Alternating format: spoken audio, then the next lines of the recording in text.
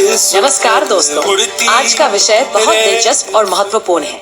हम चर्चा करेंगे कि क्या कृषि और जल संकटों का हल ग्राम स्वराज में मिल सकता है। बिल्कुल। पिछले कुछ दशकों में हमारी कृषि भूमि की गुणवत्ता में भारी गिरावट आई है और जल संकट भी गहरा होता जा रहा है।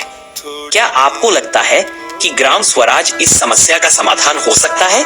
हाँ, यह एक बहुत अच्छा सवाल है। ग्राम स्वराज का मतलब है कि गांव के प्राकृतिक संसाधन और निर्णय स्थानीय लोगों के हाथ में हो। इससे किसानों को अपने संसाधनों पर नियंत्रण मिलेगा। बिल्कुल, लेकिन क्या आप बता सकती हैं कि ग्राम स्वराज वास्तव में क्या है? लोग इसे अक्सर राजनीति से जोड़कर देखते हैं। सही है, स्वराज का अर्थ है स्वशासन, यानी खुद पर निर्भर होना। जब गांव अपनी जरूरतों को खुद पूरा करने में सक्षम होता है, तभी यह स्वराज की स्थिति होती है। ये बहुत महत्वपूर्ण है। ग्रामीण व्यवस्था कृषि पर आधारित होती है और जल तथा मिट्टी जैसे संसाधनों की भूमिका इसमें अहम होती है। क्या आप बता सकती हैं कि ग्राम स्वराज में प्राकृतिक संसाधनों का उपयोग कैसे किया जाना चाहिए?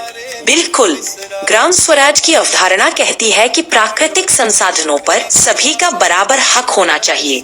इसका मतलब है कि ग्रामीणों को संसाधनों के सही उपयोग के लिए अपनेपन और जिम्मेदारी का भास रखना चाहिए।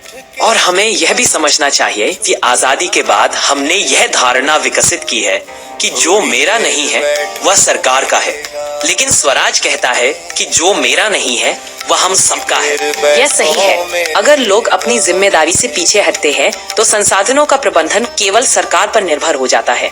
हमें चर्चा करनी चाहिए कि ग्राम स्वराज जल और जमीन जैसे प्राकृतिक संसाधनों के प्रबंधन में कैसे मदद कर सकता है। बिल्कुल, आंकड़ों के अनुसार आज 90% से अधिक जल का उपयोग सिंचाई के लिए किया जा रहा है।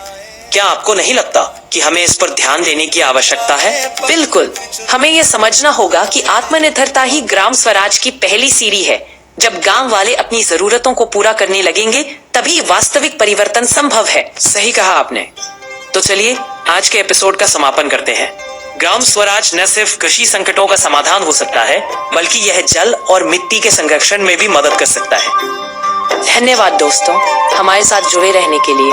हम आशा करते हैं कि आप इस विषय पर सोचेंगे और इसे अपने समुदाय में लागू करने की कोशिश करेंगे।